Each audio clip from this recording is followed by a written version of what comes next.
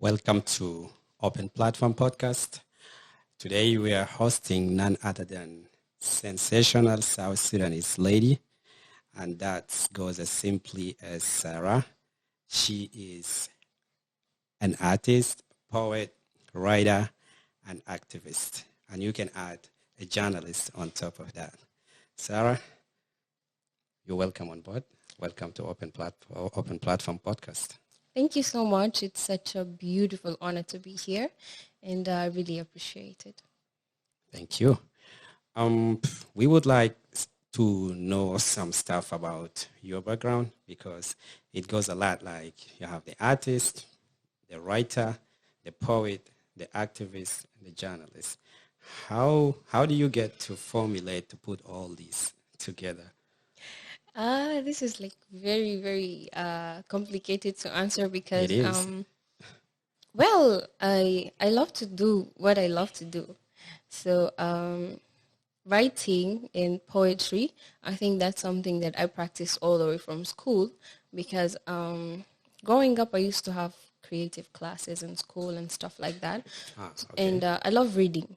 I think that's like also one of the biggest levers to the fact that I do poetry because a reader is a person that fills up their mind so they can be able to like explore in the world of reading and be able to write. And then music and singing is just a gift A gift. from God. And it's like At what point you discovered that gift in you? all the way from Sunday school because I used to sing all the way in Sunday school till I made it to choir, and here I am today. And I love singing. It's not just the fact that I sing, but then it's like passion. It's something that I truly love and adore to do. So with the singing, how do you see yourself? Do you feel like taking your singing from where you are right now to the next level? Do you have any plans for that? Yes, I'm actually working on my plans of taking my music to another level. And I love singing live music. I've always been lazy when it comes to recording. Okay. But in the past few years, I've learned that recording music is actually one of the ways to take my music to another level. And here I am working on recording. And what is it, the thing that you did find in performing live music rather than recording? Because most artists out here, specifically within context of South Sudan, they do struggle with performing live music. And here you are, you're falling in love with that, or you do fall in love with that, and this is what you like to do most. So what is it that you find? Is there anything special about live music? Yeah, obviously. Recording music is like so much limited. To me, this is what I see it as. It's so much limited. I have to record a specific tone, a specific voice, a specific time and stuff like that. But live music, because I said music is like my passion, I love to practice it and exercise it and find myself in the overwhelming spirit of singing music. So this is where I express myself. So in expression, I think recording is limited. So you do find like recording music is limiting your creativity and it doesn't go with your passion out here. Because I understand the more passionate you are about something, the more creative you get about it. And then when you get to record music, it doesn't give you the space to be creative and passionate. Yeah, I think so. Okay. But then if that's the thing, how do you not like... There is a different platforms out here. Like not everyone gets to listen to you live. So how do you try to handle that? Yeah, this is why I came up to the idea or to the fact that I have to hit the studio a couple of times and record my music. Plus, I have to store my content somewhere and it has to reach out to people. So like you said, I can't be able to reach out to everyone doing live music, or I can't gather the whole world and tell them to listen to me. So this is something I have to... But you can record music and put it in so many different platforms where everyone out there would be able to listen and access your music. Yeah. So that's going to give access to more fans, more people to know who Sarah is. So about your music, let's leave the music part differently. Let's explore the other part about what you're doing out here. The other part, what you talked about, is like the music, and then you have being a poet, you do write, and you do read, and then you're an activist at the same time. Do you mind share with us about your background in the activism field? Okay. I'm chairperson for South Sudan Girls Not Bride Network, and it's a network under Resilience Organization. Okay. We advocate for girl-child education, girl-child protection, and we advocate against early and forced marriage, which is like we have ongoing issues and stories around the country and around the world. It's not just about South Sudan. This is something that happens in the world. So our biggest focus and aim is education for girls. Like, we inspire girls. When you talk about education on early and forced marriage of girls, like, who do you try to educate out here? Okay. Education is something different. We inspire girls into education because we believe that some girls do not have inspiration. Most especially those that are maybe in rural areas and stuff like that. So we try to do reach outs and try to educate them about the importance of education. Also parents, also families, also community leaders, the impact of education in the lives of girls, in the lives of the whole community.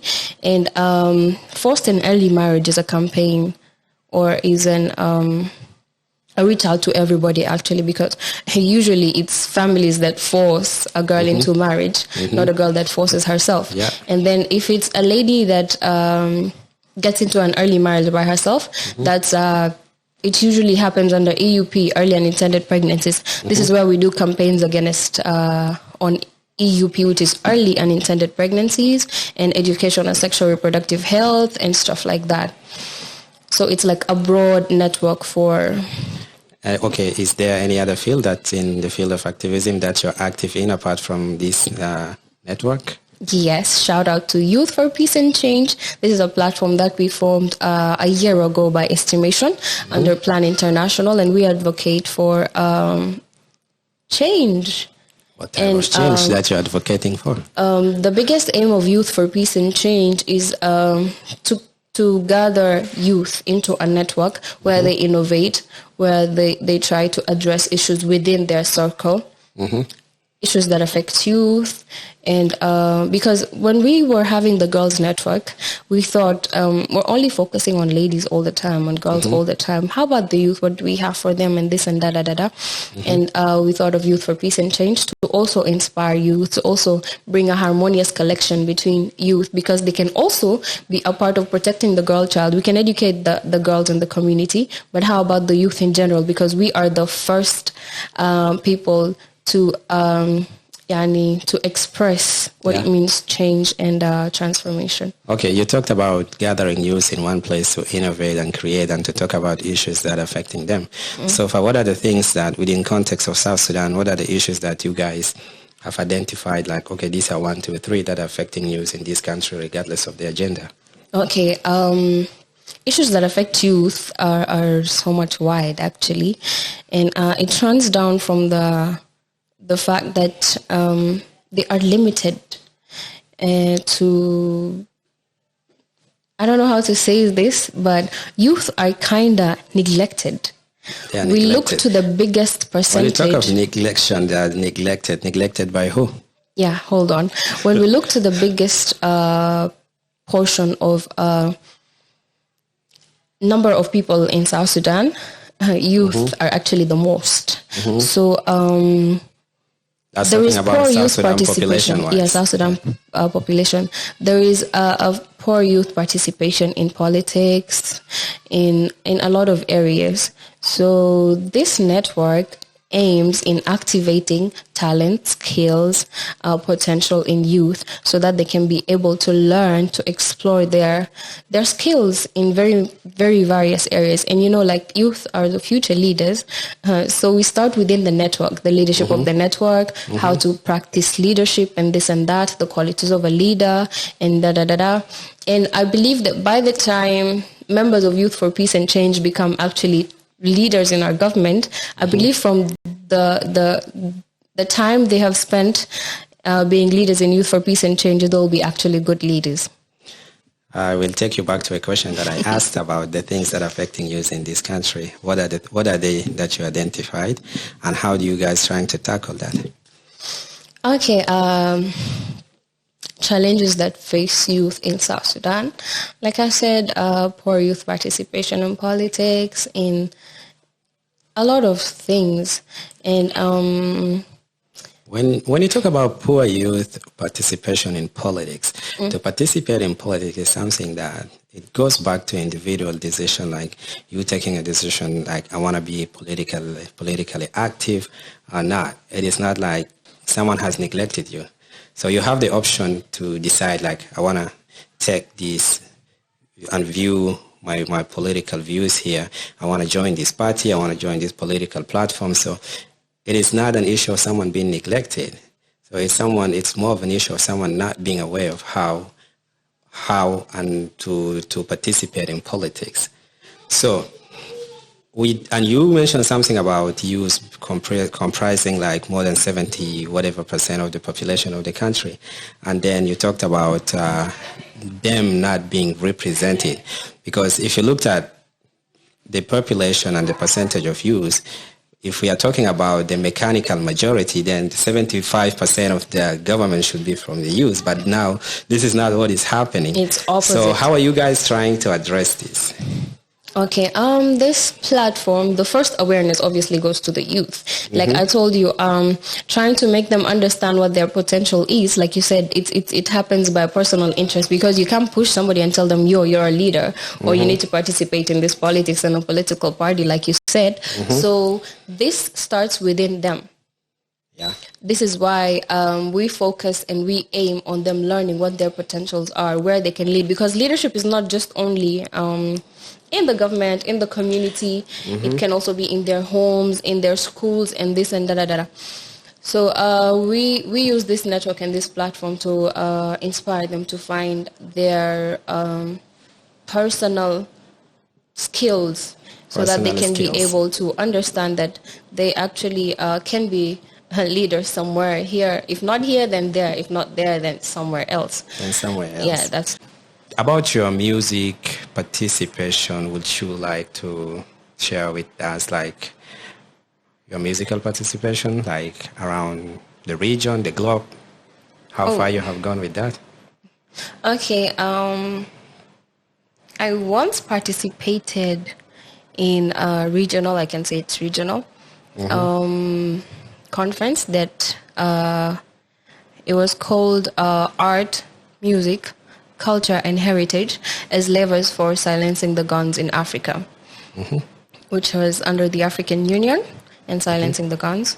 And here I met a lot of talented where was that? In Ghana. In Ghana. Yeah, which year? Accra. 2021 December. 2021 December. Yeah. Okay. So here is where I met a lot of inspiring youth, artists, fashion designers, poets, a lot of creative youth from different countries around Africa. There was like, I can see more than 10, 15 countries that participated, and it was really amazing. And it impacted a lot in my life because, I got the zeal to start, Sarah, get up. What is the experience that you get back, that you managed to get from there? Like,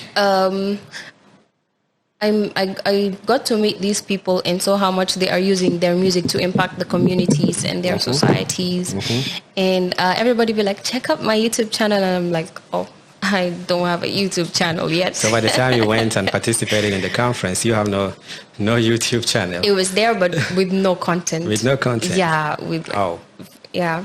Okay. So that was the first impact. And then second of all, we can use a lot of things to communicate. We can just use a picture portrait to communicate something. We can just use our music or a poetry line to communicate something to somebody. So this is like creativity speaking to the world. And it was so powerful for me. And here I am, like, hustling and working on my music. You have to study on one side. This is me. I'm studying and With the fact that you're studying, what are you studying out there? Okay, like I'm a student at St. Mary's University, and I'm pursuing a bachelor degree in physiotherapy. Physiotherapy? Yeah. How interesting is that field? You having a background in journalism, you're an activist, you do poet, you write, you read, an artist, and now you're doing this physiotherapy. You're pursuing a bachelor degree in that. How interesting is that? Kind of interesting to me. How do you get to blend between all this in one? It was hard in the beginning. That's why I think I was living out music for a whole lot of while. But I'm working on it. And actually my friends be like, Sarah, you need to focus on your music. Yeah, we know you're studying. We know you're doing this and that. But how about your music? And here I am trying to balance my circle. To be honest, it's not easy. Okay. It's not. What is the difficult part about it? Like when you find like, okay, to balance between the two, being in the studio, hit the studio every now and then, and having to be constantly in school, like attending to a college. My lectures are very important. And this is, at my college, it's not like 2 lectures a week. I have daily lectures, Monday to Friday, except Saturday and Sunday. Wow. So Sunday I'm at church. Saturday is the time I spend home doing my laundry. Okay. Yeah. So I have to read tests once in a while, assignments. Everybody that went through university knows this. And it's funny, people used to tell us university is so easy, and it's just the opposite when I It's the opposite for you? It's the you don't opposite find it for easy? me. No, I don't find it easy. Is it because easy. of the other things that you're doing out here? Or? Yeah. No, it's just not easy. Not because of the other things. It's just not easy. So if you, the activist, is not there, and you, the whatever that you're doing out there, the activist, the journalist, all these, and you just as a student out there, you still find it not that easy? A little easy. A little easy. So it has to do with what you're doing out there. Yeah, it has to be. And that's with exactly why I engagement. ask you, how do you get to blend and all this? Because it's like pretty hard and difficult to have to jog between 3 whatever out here. Yeah. So with the fact that you're here as an artist, and this is something that you have passion for, and you discovered at an early age that you have passion for singing, who is inspiring you out here? Who's your inspiration, that your role model that you're looking up to, be like, I want to be like her, or I want to be like him? There are a lot. A lot. There are a lot. I don't look up to one person, to 2 people. There are just a lot. A lot. I can start with the international Beyonce. Oh, Beyonce. Her voice is like almost every little girl growing up at some It's point, just- she fall in love with Beyonce and yeah. looking up to her. So that's obvious. Yeah, Beyonce is a star, and everybody that's in the music field would be like, yo, that woman. And then I love Deborah Lukalu, a very strong worshiper, and she inspires me a lot. I love her creativity in her music. I love Wezi Hard Sound. She's from Zambia. Okay. I actually knew Wezi before I met her. So when I was in Ghana for that conference, I met her and I was like, whoa, this is a huge opportunity. So we became friends, and she inspires me a lot actually in her music. Okay. And if you look to her music, it's a lot of messages, a lot. And I don't understand her language, which is Zambian, but every time I like a song, I'll be like, yo, Wezi, what does this song mean? And then she translates it to me, and I find a lot of meaning in her songs. Like, she's not just singing like for the fact of singing, but she's doing a lot when it comes to community reach outs through her music. Okay. So that's a whole inspiration for me. And then I love African music the most, to be honest. African music. Yeah. In specific, which African music, which type of African music that you like? Like I said, I love Wezi. She's African. I love Deborah Lukalu. If we are to talk, okay, South let's talk Sudanese. about our local context here in South Sudan. Who is your inspiration? Who is inspiring you out here? Wow. Who you would look up to, like, oh, I want to follow her In the South footsteps? Sudan, this is strange that I don't have anyone in mind. You don't yet. have anyone. Yeah, I don't know. It's not like I don't look up to South Sudanese music, and I don't love South Sudanese music. But right now with the question, my head is just blank. But I'm Your sure head if is I blank. sat down and looked to a couple of people, there is inspiring South Sudanese youth Okay. music. Yeah. That is good. Let's talk about your childhood. Where do you grow up, and how do you happen to be the person who you are, the journey that you went through? Where did it start from? I was born in Khartoum in Sudan. Okay. Yeah, and then after a while I moved to Uganda, and that's where I spent most of my life before I came to Juba. I have always lived with my mother and my siblings. Okay. Yeah, so it's always been a small family. So I think my mom has been associated to everything around me. My school, me going to church, me having this and that. My mom has invested a lot in my life. So I think I don't have a huge story to tell about my life. But then, that's most probably, that's why it explains the fact that you're here. Have a multi-talent that you're trying to go through and explore. Yeah. So for someone who born in Khartoum, moved to East Africa, Uganda, you lived there for a while, you came back. Now in Juba, it's like it's a triangle. How do you find yourself in between this triangle? And now, considering the fact that in a country, there is a discussion that is going on about the Khartoumas, the Kakumas, or those who came from Sudan and those who came from East Africa. Where do you find yourself in this conversation? It is interesting, though. Yeah, it's a very interesting conversation. Yeah. But I don't usually find myself blending so much in this conversation because I actually struggle to identify whether I'm fully Kakuma, which is like the East African, or I'm fully Khartouma, which is Nas Jamal Khartoum. فأنا هنا في النص. When it comes to ناس وسط ناس شمال وعربي وكذا أنا بكون معاهم full. So when it comes to ناس East Africa, the language and everything, I'm just there in between. Okay. بغض النظر انك تلقى تكون you are holding the word شنو الوسط. في منطقة كده like either you are Khartouma or you are East African, where you just when you go and you sit between you and yourself, be like, I'm more of a Khartouma, or I'm more of an East African, or this is where I find myself. Away from the discussion, away from the pulling ropes between. There is always somewhere where you find yourself, where you get to identify yourself with yourself. You as Sarah, where do you identify yourself? Where do you find yourself? Wow. Personally, Kida, like I am just weighing my lifestyle right now, weighing myself and everything around me, and I think I'm a Kakuma, an East African. Oh, for someone who because that's where I spent. Most probably Khartoumers will be looking at you like, oh, she's a betrayer. Oh yeah, she betrayed us because she grew up. She was born in Khartoum, and now she identifying with guys. From I think I need to also sit down with my mom and evaluate this. So, what do you find what are the most interesting thing between the two different cultures that you had the opportunity to live in between the two, and then you develop something out of that? Like, as far as wrong and right and negative and positive goes, and as far as human character goes, it all goes with this. Where do you find okay, what are the most negative things that you will take from the Khartoumers camp, and what are the most positive things that you will take from the Kakumas camp and blend it and put it together? Wow, this is a huge question. In terms of positivity from both sides.